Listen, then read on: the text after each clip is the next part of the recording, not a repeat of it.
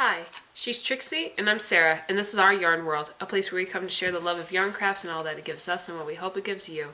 We're on episode 98 today. 98. And before anyone asks, no, we do not plan to make it a habit of doing every other week.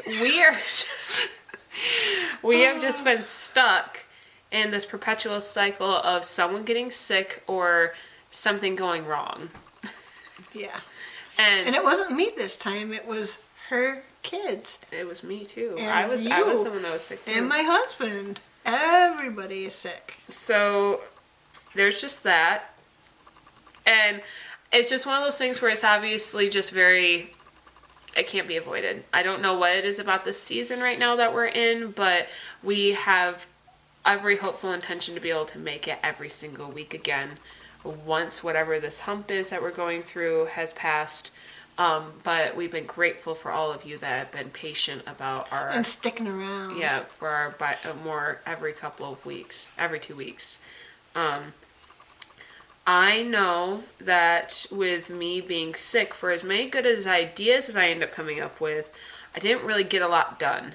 And I wanted to, and I don't even remember when the last thing I showed you was. Did I show them the face of the... You showed the Yoda, and you showed the resin eyes and how big they were compared to the face. Yeah, so this will be the newest thing. I haven't even touched that face since I last showed you. So this ought to be a good comparison. But normally we start with my mom doing her show and tell. And I just have one little thing right here. Now, I did take the last blanket into the Project Linus box at our local Joann's.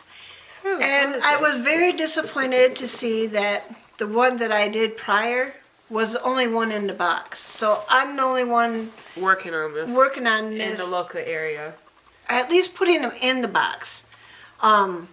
So I have two in there now, and it's been weeks apart. So I'm hoping that more people will take up the cause. But this one is purple and pink, and it was just scrap yarn that I had. I intended it for another baby blanket, but it has grown to dimensions bigger than they call for. They want 36 by 36. This is above that, and so I just continued on in length until I was out of yarn, literally. I mean, the last row, I was doing double crochet on this, okay? And I did double crochet, figured out that wasn't going to work, frogged it back. Did half double crochet, figured out that wasn't going to work, frogged it back, and did a single. My apologies. Keep going.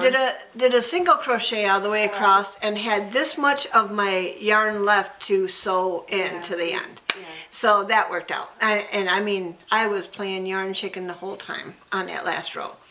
So, but here we go. Purples and pinks. Okay. I have a couple different purples here. We have the darker, and then the muted, and then the pink. And that's what I've been doing the whole time, all the way down. So it's just more or less a lap blanket. And Sarah and I were discussing it right before filming, and I could take it into our local cancer center for a lap blanket for one of the patients. I could take it into a local nursing home for one of the residents there. But I feel like if I was going to do that, I should have several more so that I'm not just giving one at a time. So I may just keep this one for a little while and give some more away as I build more of them. So I have a collection of them, so I can just give several people. And I don't have anybody specific. I'm just using my scrap yarns and making blankets, and I want to give them away to people. So especially people that really could use them. You know, the cancer recipients, the the nursing home residents, the Project Linus, they all need blankets like that. Yep. Something to give them a hope that somebody's thinking about them, something to keep them warm when they're going through procedures or whatever, or just waiting for relatives to come or whatever. So, yep. And if you guys have any desire to do any of that, that would be a good cause also, to put your fun things towards. This is the last week in April is Stitch Away Stress Month. And so this is we're trying to get you to think of things that you could help other people with and maybe make something joyful for yourself as well. So, and what is going on with you? Well, to add to that, and I apologize for my momentary absence, it was nothing serious, but there's this guy called, I think his name is Fiber Spider. I think that's the dude's name. He has his own channel. That's his name, Fiber Spider. And he makes and ends up doing a lot of tutorials on many different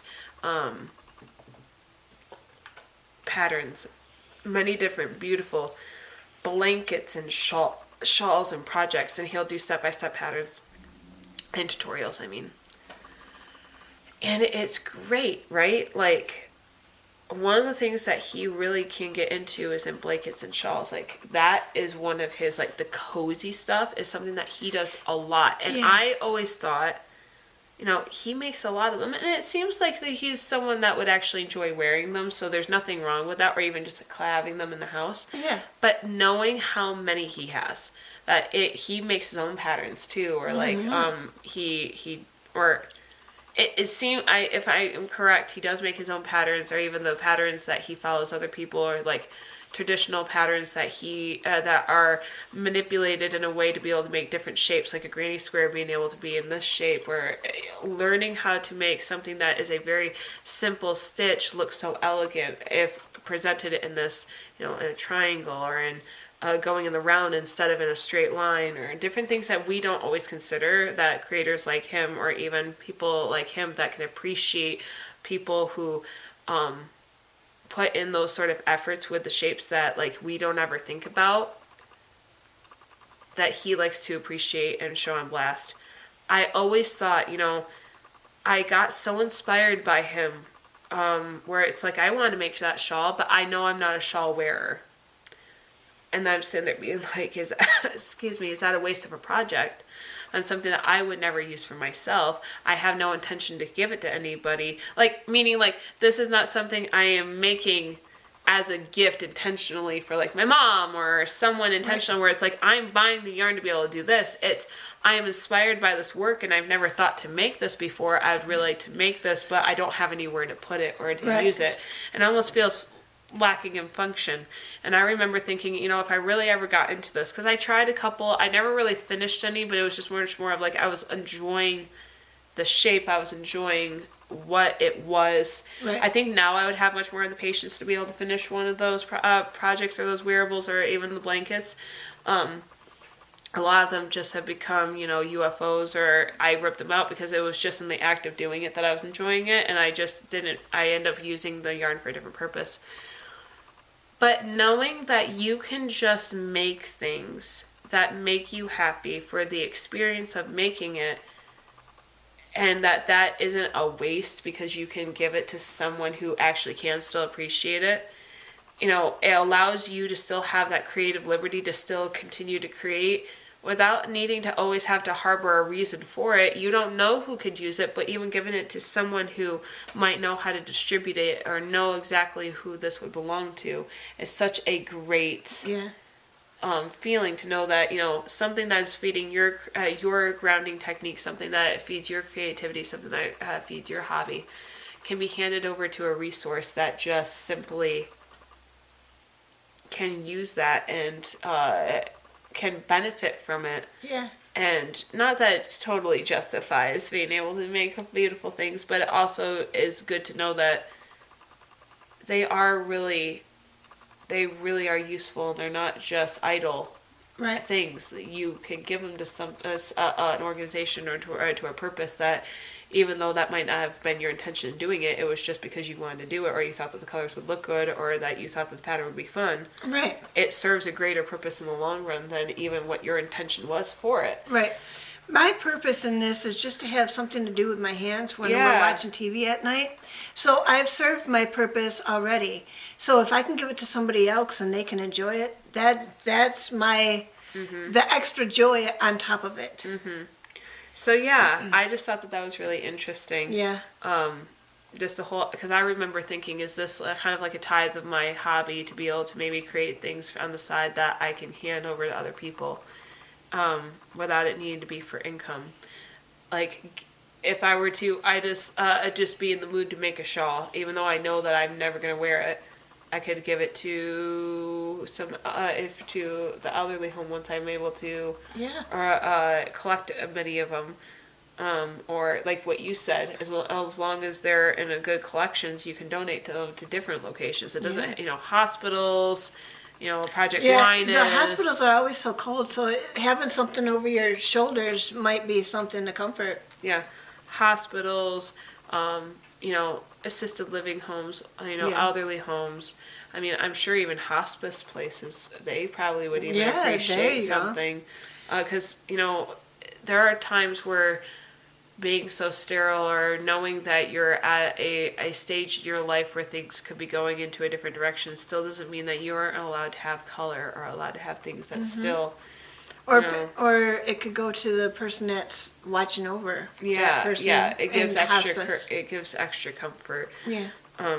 I remember when my grandma was in an assisted living, and one of the resident workers had made her a blanket, and how important that blanket was to my grandma for a while, like forever. She loved that thing. And this was before I was even doing this, so Yeah, I would have done it for her, but it was something that somebody else had done first. And it was just one of those things where, like, my grandma, she treasured that blanket, and just how important that was to her. So it's just one of those things that we don't realize how far a little pop of color, or even just a little bit of something, can really do for people. Just the effect. And so just knowing that sometimes it's okay to maybe be like, I might not have no purpose for this, but I have the right to enjoy creating it. It will serve a purpose later, as long as I let, as long as I kind of follow, whether it be God or your intuition as to where it goes next. Right. So the last thing that I remember, that I don't know where I left off, my mom said that I had showed you guys, I had been working on the face for the baby Yoda, and I got pretty far before I paused.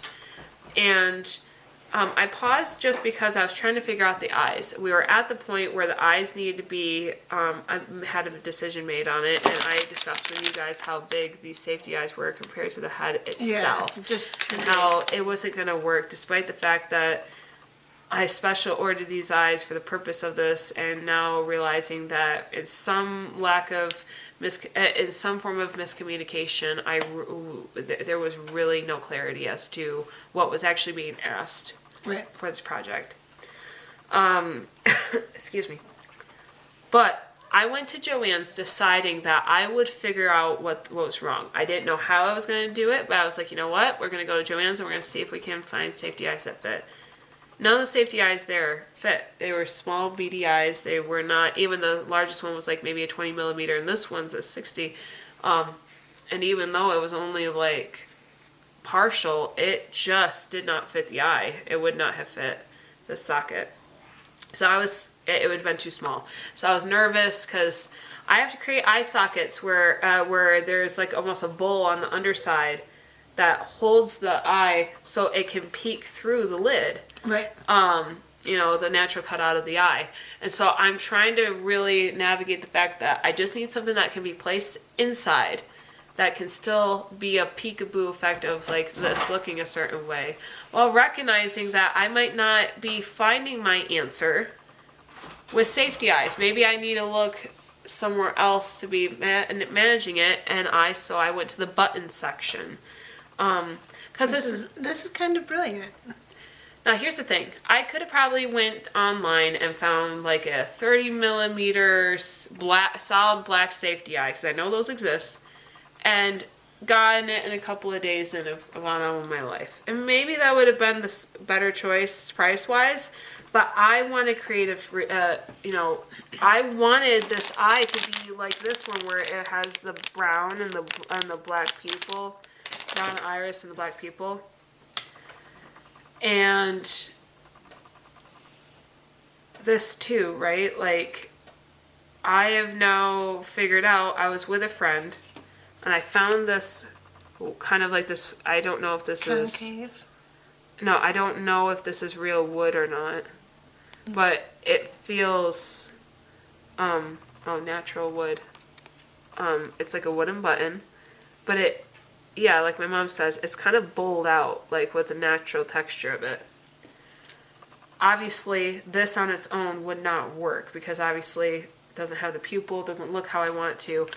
We found these like they almost looked like glossy, dilated pupils. Yeah. And the button is designed with a hoop for where With a shank. is that what it's called? I think so. For where it's pulled through and brought tight. Like this one is obviously right there. This one just has a loop and like almost like a ring attached to this. So what I decided was I needed to figure out if these fit together, and so without breaking obviously the packaging inside the store, we just did this, where I just saw if it fit inside there. And it does. And I know that it's flush. Yeah. So I decided that I bought E6000 glue. 6,000, yeah. E6000 glue. And what we would do is, probably even right now, I can actually for the first time open this up and see what this is like. Because I don't actually know how well they fit inside each other and whether I need to do this extra step.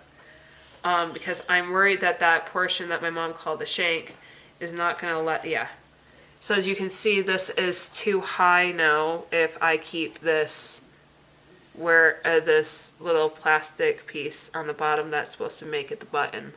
So I am hopeful that with some help I can trim this piece off. And with this glue, I can place this snugly inside there and create Your own eye. my own eye. That's so cool. And it's not perfect, but realizing that this, It fits the creative process, and it looks good. It looks good. it actually fits the eye hole. That's awesome. So I think I you am solved hopeful. that problem. That's awesome. So what my plan is obviously I will thread through a string already through. I'll probably even tie it on the back so that before I even glue this on, I will have a string already attached on the other end of it. So I'm not needing to try to figure out how to attach this Yeah. button to Yeah. wherever, because I don't have, it's not a safety eye. It's not going to be like snapping it on Yeah. and threading it through. Like, I have to have that string already there before I glue everything, so that whenever I'm ready to be able to create the sockets and put this in there to be able to attach it to there, You now can sew it on. I can sew it on instead of obviously using the back. Kind of like, these are kind of built in a way where it's like an earring, where it's like you pierce it through and then you put the back on the back. This I'm going to actually need to use as a button, so I'm going to have to make sure that there's strings already, a string already there before I glue this in. But I think I'm going to have my dad's help snapping this off, hopefully maybe with some pliers or something. And, you know, however this sits in after that, I will work with it, because I can always build up a little bit with this to make it fit proper. But this dries clear, if I'm correct. I think so. So whatever needs to be there, if it's a little messy, I can obviously clean it up, and whatever is still there is still going to dry clear, so it's not going to be bad. But honestly, for as far as we come with this project, for as much as I kind of liked the even look and the glossy look of this, I really think that this is just going to work just as good to creating like this homemade teddy bear feel with this project. Yeah. That is just, I don't know. Using your imagination. Here. I like it. It's nice. I thought this is a level of problem solving with just a little bit of creativity. Wow. Where, what? I think you've really done well with your imagination here. It's just one of those things where it's like it just took going and being like, I'm going to solve this. I'm either going to get a safety eye or I'm going to see if there's another way. Did you bring the head with you so you could measure? The what? Did you bring this head with you to Joann's when you were No, I did not. Okay. I was literally going to buy 2 different types of safety eyes, and one was like a 20 millimeter and one was another one. And 20 millimeter was the highest it was going to go, and it would have been beady. It would have been too small compared to the head. Like, it would have been big on something else, but it was obviously, it would have gone right through. Oh, see. It would have been maybe my finger's width, and it would have left too much open space, and it would have been so small in comparison. Because I had two sets of eyes that were 20 millimeter. One did have the color in the background like an iris, and one was a solid black, because I was like, maybe the solid black I can put maybe like crochet brown around it, so I could, but I was like, but then it's going to be raised still, because it's that black brown that's not raised, and it's not going to look right. And then I was just like, you know what if I could find something in the buttons? And that's when this happened.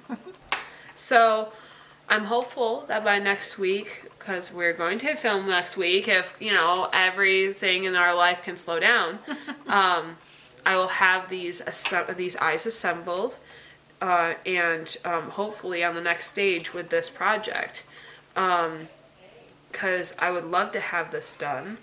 And it's just one of those things, man. Like, you just kind of have to roll with the punches of life, and I think that's one of the things that, because I was struggling. I felt bad that I haven't gotten any of the things I was hoping to get done in April done at all. Like, I wanted to, there were so many fun projects I wanted to do as like a fun, like, here's some inspiration on some fun, like, mental, good mental health projects for crocheting or knitting people, fun little projects that might give you a little bit of joy, or just little gadgets for the, for whatever's sake, like, just do it for whatever, and they don't have to mean anything, or they could be like little stress balls or something where it actually kind of serves a purpose, or it could be just I don't know, some fun things. I had a lot of ideas, but life has really just stepped in and slowed me down. Yeah. And I'm really trying to not let that get to me. And that's been a huge practice on my practicing good mental health practices. And right now, the added stress of projects has not been a grounding thing for me, where it's something enjoyable that kind of gives me a reason to not have to focus on everything else. It's not something that I necessarily feel like I can look forward to. It's something that I sometimes am like, it's just another thing. Right. And I don't want to be in that headspace with something that I enjoy. Exactly. And it's not because of any, this channel or anything. It's just one of those, like, I think everyone goes through that, where the hobby all of a sudden can sometimes feel like a chore, and I don't want that to be my relationship with it, when I've always enjoyed this. And even just problem solving this made me so happy. Yeah. It's just all the stops in the road to even get to this point is still so frustrating that it makes it hard to want to continue. Yeah. While also really wanting to see what it looks like when it's done. Yeah, me too. It's so many emotions. Well, with that, I have a verse here that we're going to end April on. And I think it's kind of fun. And it says, "You made all the delicate inner parts of my body and knit me together in my mother's womb. And that's Psalm 139:13 in the New Living Translation. Now, my thought on this was, even God relaxed by knitting. So, I mean, if you think about it, that's what David was saying here in the Psalms, is that you made all the delicate inner parts of my body and knit me together in my mother's womb. He placed all our parts and did our thing, but he also had the fun of the creation, the putting the eyes, putting the everything together, breathing life into us, and letting us be born into the families that we were, and all the different ways of creation and creating. And so I just thought that was kind of fun to end our April Stitch Away Stress Month, is that, even God relaxed by knitting.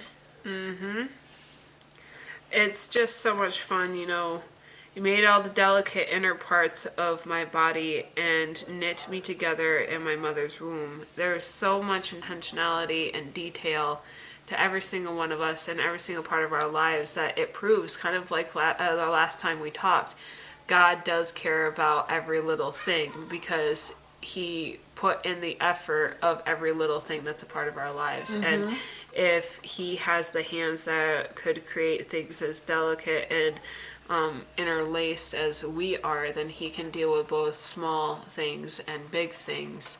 And nothing's too small or big for him. Nothing is too unworthy of him. We are able to go to him knowing that he will care, because he took the time to care. And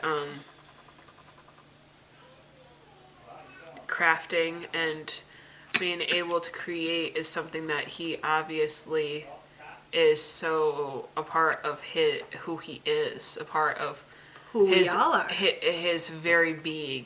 Right. And we represent that. Yeah. And so there's just a lot to all that, and a lot that could be unpacked with this verse. But I think I like just, God enjoys knitting too, so maybe we should just all knit. Or crochet. Knit nation. Or sew. Crochet, craft nation. Yeah, there you go. Creating nation. So, yeah. We're just going to keep this video short and sweet. We're just trying to get back in the rhythm. I feel like get back to normal after being sick for so long. Yeah, there's just so much that's been going on, and we never want to bring that into the video, but life happens and we don't want to make light of it, so we are trying to be as transparent as ever, while we're also just trying to be able to share our crafts that matter to us and how they reflect our lives. And you want to know what? We hope that you do enjoy this time of fellowship with us as much as we do with you. It's always great. We always enjoy it. Yeah. So subscribe, comment, thumbs up. That's all good. Yeah. We enjoy everything that you're willing to be a part of on this ride with us, and anything that you want to do to be a part of it. We always have a email down in the description box for any thing that you might want to share with us, or any way that you might want to contact us. Yeah, we love our comments. And also the comment section. We used to do a question all the time, and now I don't know. We've gotten out of the habit. We should start doing that again. What have you guys been doing this April? Is there anything, share with us. Is there anything you've been doing as a meaning of stitching away stress?